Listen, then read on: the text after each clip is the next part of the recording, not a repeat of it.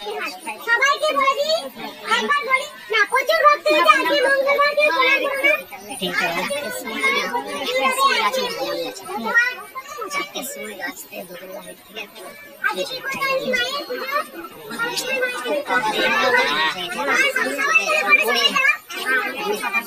মাথা উপরে ছিল, মাথা নিচে দিকে হয়ে গেছে, মিষ্টি না মা বিপদ তারিণী, ডাল লাগে আটা পিঠে আটা মা, সেই মা দক্ষিণেশ্বর মা, সেই মা ভাই কিন্তু একটাই রূপ, মা নানা রূপে পূজিত হয়।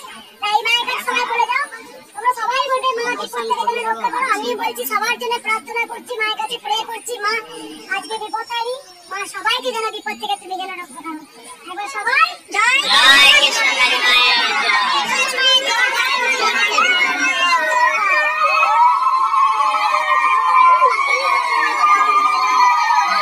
Friends, good morning, welcome back to my channel. আশা করি তোমরা সবাই খুব ভালো আছো, আমিও ভালো আছি। এই স্নান করে আসলাম সকালবেলা, তো উঠেই ভাবলাম যে না আগে ভিডিওটা করে নিই। তো কালকে তো বিপত্তারিণীর পুজো গেছে, তোমরা ভিডিও ক্লিপ দেখে অনেকটাই বুঝতে পারছো যে আমি আজকে কি বিষয় নিয়ে বলতে চাইছি। তো বিপত্তারিণী দেখো, আমিও উপোস করেছি, আমিও কালকে পুজো করেছি। এই যে বিপত্তারিণীর তাগা পড়ে রয়েছে, সেটাই তোমাদেরকে দেখাচ্ছি। তো আমি বিপত্তারিণীর পুজো প্রত্যেক বছরই করি। তো প্রথমেই বলি জয় কৃষ্ণকালী মায়ের জয়, জয় সোনা মায়ের জয়, জয় মঙ্গলা মায়ের জয়। তো কালকে আমি তোমাদেরকে বলেছিলাম যে আমি বিপত্তারিণী মানে কৃষ্ণকালী মাকে যে আমি বাড়িতে প্রতিষ্ঠিত করব। তো যেহেতু আমাদের বিপত্তারিণী পুজোটা আমাদের বাড়িতেই হয়, মানে ব্রাহ্মণ এসেই হয়, তো আমি তার জন্য কালকে মাকে আমার ঘরে প্রতিষ্ঠা করেছি। মানে ব্রাহ্মণও এসেছিল, পুজো বিপত্তারিণী পুজোও আছে, আর কালকে মঙ্গলবারও ছিল। এত মানে সুযোগ যেহেতু রয়েছে, আর আমি সেদিন কালকে সারাদিন উপোসও করব। তোমরা এই ভিডিওটা পরে দেখতে পাবে যে আমি মাকে কিভাবে প্রতিষ্ঠা করেছি। যেরকমভাবে পেরেছি, যতটা সম্ভব হয়েছে, মাকে কালকে আমি সিংহাসনে বসিয়েছি। তো এইবার প্রত্যেক দিনের মতন আজকেও জল ফুল দিয়েছি। তো কালকে প্রতিষ্ঠা করার ভিডিওটা তোমরা পরে পাবে, কারণ ওটা এডিট করা হয়নি এখনো ঠিক করে। তো ওটা করতে একটু সময় লাগবে, ওই কারণে আজকে আমি ভাবলাম যে না, আজকে এই ভিডিওটাই দিয়ে দিই। তো কালকে প্রতিষ্ঠা করেছি। আর তোমরা সবাই জানো কালকে বিপত্তারিণী পুজো ছিল। তো বিপত্তারিণী পুজোতে আমি সবার আগেই বলি যে মা, তুমি যেই প্রান্তেই থাকো, যেখানেই থাকো, পৃথিবীর সমস্ত মানুষকে যেন সুস্থ রেখো, আর সবার ভালো করো, সবার মঙ্গল করো। বিপত্তারিণী পুজো আমরা কেন করি? কারণ প্রত্যেকেই বিপদ থেকে রক্ষা পাওয়ার জন্য, যারা সবাই ভালো থাকে, সুস্থ থাকে, বিপদ আসলেও যেন সেটা মানে অল্পের মধ্যে দিয়ে কেটে যায়। এই কারণে আমরা ভাবি যে বিপদ থেকে রক্ষা পাওয়ার জন্য আমরা বিপত্তারিণী পুজো করি। আগে বিপত্তারিণী পুজো আমি মন্দিরে গিয়ে করতাম, তো কয়েক বছর ধরে আমি বাড়িতে ব্রাহ্মণ এনে পুজো করি। তো আশেপাশের অনেকেই আসে আমাদের বাড়িতে পুজো দিতে। তো যাই হোক, তোমরা সেই ভিডিওটা পরে দেখলেই বুঝতে পাবে। তো মা কালকে বলেছেন, মঙ্গলা মা বিপত্তারিণী ভিডিও দেখতে গিয়ে মানে দেখলাম, বিপত্তারিণী ভিডিওটা দেখতে গিয়ে দেখলাম মা কালকে বলেছেন যে মা একটাই। সেটা তো আমরা সবাই জানি যে মা একটাই। মায়ের হচ্ছে আমাদের ভিন্ন ভিন্ন রূপ আছে, তাই তো। তো আমরা কাউকে বলছি কৃষ্ণকালী, কাউকে বলছি শ্যামাকালী, কোনোটা দক্ষিণেশ্বরের মাকে কালী মন্দিরের মা কালী বলছি, কোনো মন্দিরে আবার বড় মার সেই নৈহাটিতে কালীকে বলছি বড় মা।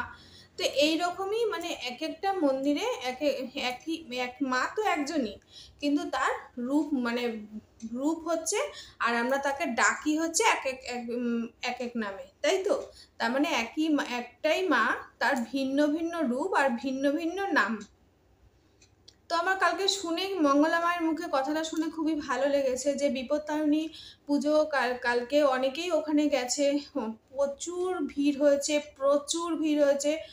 আর মালা পরাচ্ছে মাকে এমনভাবে, মা তো পুরো মালায় ঢেকে গেছে। মঙ্গলা মা বলছে, তুই স্বপ্ন দিয়ে দিয়ে সবাইকে কাছে মালা চাইছিস, চেয়ে আনছিস, দেখ তোর মালা, কত মালা। সত্যি আমি দেখছিলাম গোছা ধরে ধরে ধরে ধরে মালা পরাচ্ছে, আবার রজনীগন্ধা মালা, তারপরে তো ঘটে এদিকে ওদিকে আরো কত জায়গায় দিচ্ছে। তো এইরকমই প্রচুর মালায় ভর্তি হয়ে গেছে। তো মঙ্গলা মা তাই বলছে যে আমরা যাকেই ডাকি সে মা একটাই, তার রূপই হচ্ছে শুধু আমরা আলাদা।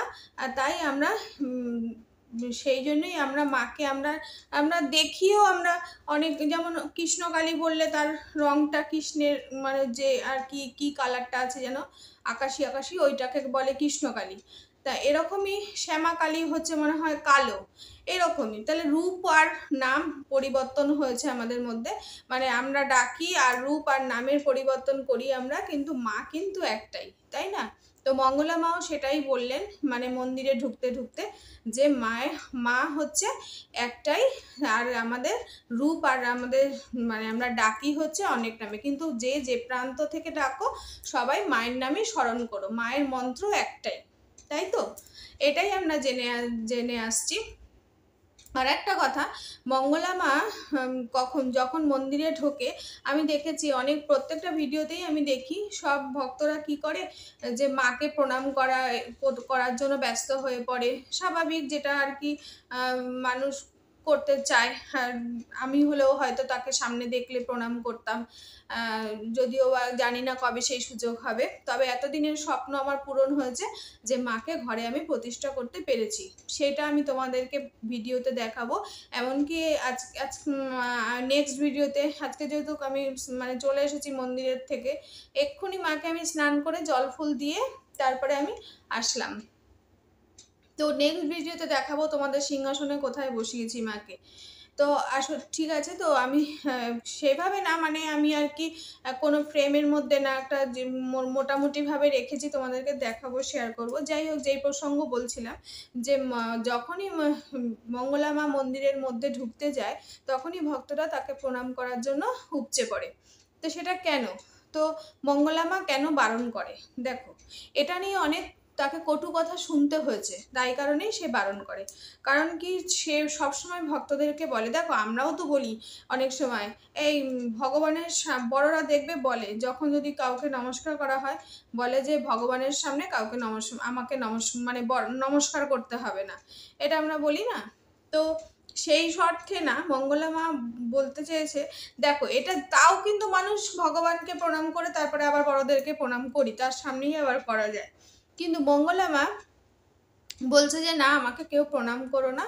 কারণ কি, এটা নিয়ে মঙ্গলা মাকে অনেক কটু কথা শুনতে হয়েছে, সে যে একজন মানুষ হয়ে তাকে কেন প্রণাম করবে, তারপর তার পা ধুয়ে কেন জল খাবে, আচ্ছা, তারপরে একজন মানুষ হয়ে সে কেন সে রানী রাসমণির সঙ্গে তাকে তুলনা করবে। আরে রানী রাসমণিও তো একজন মানুষই ছিলেন, এখন তাকে রানী রাসমণির নামে আখ্যা দিয়ে তাকে আমরা ঠিক সিংহাসনের জায়গায় বসিয়েছি। তাহলে আমিও যদি বলতে পারি, একদিন মঙ্গলা মাকেও ঠিক এরকমভাবেই মানুষ চিনবে, তাই না? আমার এটা ধারণা। তো মানুষ, ওই যে বললে, একদিন বলেছিলাম আমি একটা ভিডিওতে, দাঁত থাকতে মানুষ দাঁতের মর্ম বোঝে না। তো যাই হোক, তো মাকে খাওয়াতে গিয়ে কেন সে নিজে খায়, এরকম অনেক প্রশ্ন তাকে ঠুকে দেওয়া হয়েছিল তার সব প্রসঙ্গে, সেটাই তাকে ভণ্ডামি বলা হয়েছিল। আচ্ছা দেখুন, একটা কথা আমি বলতে পারি, যে কাউকে নমস্কার করাটা যার যার ব্যক্তিগত ব্যাপার। আমার মনে হয় আমি কাকে নমস্কার করব কাকে করব না, আর মঙ্গলা মা কিন্তু কখনোই বলে না যে আমাকে নমস্কার করতে হবে, আমার পা ধুয়ে জল খেতে হবে। পা ধুয়ে জল খাওয়াটা সম্পূর্ণ যার যার পার্সোনাল ব্যাপার। কারো হয়তো অত্যাধিক ভক্তিতে তার মনে হয়েছে যে মঙ্গলা মায়ের পা দুটো ধুয়ে সেই জলটা সে পান করুক, এটা তার কিন্তু সে তো, মঙ্গলা মা তো আর শিখিয়ে দেয়নি যে আমার পা ধুয়ে তোমরা জল খাও। এটা যদি কেউ কারো ভক্তিতে করে থাকে, সেটা তো মানে কোথায় অন্যায়, কোথায়? যে করছে তার পার্সোনাল ব্যাপার, এটা আমার মনে হয়। আর আমি বলি যে প্রণাম করাটা আমার কাছে মনে হয় না কোনো মানে অযুক্তিপূর্ণ কাজ। কারণ কি, প্রণাম বড়দেরকে করাই যায়, আর তার মধ্যে উনি যেহেতু একজন দেবতার আর কি সেবক, তাহলে তাকে তো করাই যায় নমস্কার, তাই না? তাহলে সেটা নিয়েও অনেক কটু কথা তাকে শুনতে হয় বলে, তাই জন্য সে মন্দিরে যখনই ঢোকে তখনই, এছাড়াও মানুষ দূর দূরান্ত থেকে আর কি আসে, তো বিভিন্ন রকম ছোঁয়া ঠোয়ার ব্যাপার থাকে, যে কখনো কেউ সবাই স্নান করেই আসে মায়ের মন্দিরে, কিন্তু ওই যে বললাম যাতায়াতের পথে বাস গাড়ি থেকে আসে সে দূর দূরান্ত থেকে, ওই কারণেও মা বলে যে আমাকে কেউ ধরো না, আমি আগে পুজো করে নিই, তারপরে সবাই আমাকে ধরো। কিন্তু প্রণাম করতে বারণ করেছে ওই কারণেই যে আমাকে কেউ প্রণাম করো না, আমার গলায় কেউ মালা দিও না। এটা কিন্তু উনি অনেক কষ্টের সহিতই কথাটা বলেছে, যে এটাতে যদি এটাতেও লোকে ভণ্ডামি করেছে বা আমাকে প্রণাম বারবারই বলে, অনেক ভিডিওতে আমি শুনেছি যে আমাকে প্রণাম করতে গেলে করো না তোমরা, তাতে কিন্তু আমাকে অনেক কটু কথা শুনতে হয়। আমি মনে করি যে যে বয়সে বড় তাকে প্রণাম করাই যায়। তারপরে উনি আবার হচ্ছে একজন মানে কি বলবো কৃষ্ণকালী মায়ের একজন সেবিকা বলতে পারো, তাহলে সে তো অবশ্যই তাকে প্রণাম করাই উচিত। এবার যে যেভাবে করে, কেউ মাটিতে শুয়ে করে, কেউ দু পায়ে হাত দিয়ে করে, কেউ হাত জোড় করে করে, এগুলোও সম্পূর্ণ তার পার্সোনাল ব্যাপার। সুতরাং এর জন্যই মা বলেন যে আমাকে কেউ প্রণাম করো না। মা এটা কিন্তু কষ্টের সহিতই এই কথাটা বলে, যেহেতু তাকে শুনতে হয়েছিল এগুলো ভণ্ডামি রূপে দেয়। এই যে খাইয়ে দেওয়ার ব্যাপারটা ওই যে বললাম, তার সঙ্গে তার একটা কৃষ্ণকালী মায়ের সঙ্গে মঙ্গলা মায়ের একটা বন্ডিং আছে বলেই সে সবসময় এই আখ্যাগুলো দিয়ে থাকে। তো যাই হোক, বিপত্তারিণী পুজোর দিন আমি তোমাদেরকে আবার বললাম যে আমি খুব আনন্দ লাগছে, মানে ঠাকুরকে আমি ঘরে প্রতিষ্ঠা করতে পেরেছি। আর এটা ভিডিওটা অবশ্যই আসবে। আর আজকে এক্ষুনিও আমিও স্নান করে পুজো দিয়েও আসলাম, একটু মাকে একটু জল ফুল দিয়ে আসলাম। আর সকালবেলা তো শাশুড়ি দিয়েছে, ভোগও দিয়েছে। যাই হোক, যেভাবে পারবো মাকে সেভাবেই দেব। মাকে বলেই রেখেছে যে মা আমি যেভাবে পারবো যখন পারবো, হয়তো এমন এমন, শাশুড়ি তো রোজই পুজো দেয়, আমি তো আর রোজ পুজো দিই না, কিন্তু আমি যতটুকু পারবো স্নান করে আমি প্রত্যেকদিনই ঠাকুর ঘরে গিয়ে ঠাকুর নমস্কার করে আসি। যতটুকু পারবো তোমাকে সেভাবেই আমি সেবা করব, তুমি সেভাবেই আমার সেবা নিও। তো এখানে ভিডিওটা আজকে শেষ করছি। আবার বলছি যে বিপত্তারিণী পুজোতে মানে পুজো করেছি, আর সবার বিপদ যাতে কেটে যায়, সবাই যাতে ভালো থাকে সুস্থ থাকে, এই কামনা করেই আজকে ভিডিওটা শেষ করছি। সবাই আমার সঙ্গে থেকো আর পাশে থেকো, আর যারা যারা নতুন আমার বন্ধু হচ্ছে তারা অবশ্যই কিন্তু আমাকে একটু সাবস্ক্রাইব করে দিও। আর আমাকে ভিডিওতে কিন্তু খুব লাইক কম দিচ্ছ কেন গো, একটু ভিডিওতে একটু লাইক দিয়ে দেখো, তোমাদের কাছে এটা আমার অনুরোধ রইল, ঠিক আছে? তাহলে তোমরা সবাই ভালো থেকো সুস্থ থেকো। জয় কৃষ্ণকালী মায়ের জয়, জয় সোনা মায়ের জয়, জয় মঙ্গলা মায়ের জয়।